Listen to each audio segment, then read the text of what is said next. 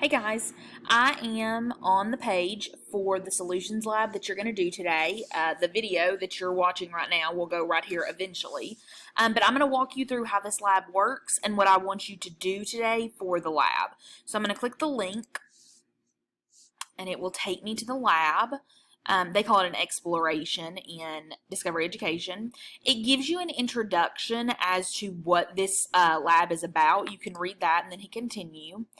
And then it has different substances that you can drag into the cup of water. So I'm going to do one just as an example, and then the rest of them I'm going to let you explore on your own. So we'll do the salt. We're going to drag it over, and it starts a video where it shows that substance being mixed into the water.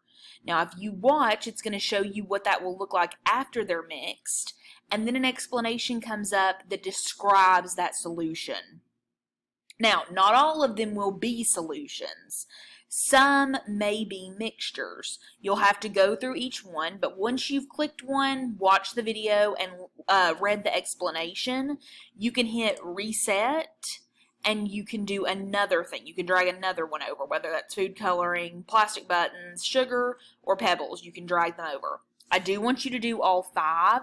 Your assignment that comes after this is going to ask you questions about all 5. So make sure you do each one.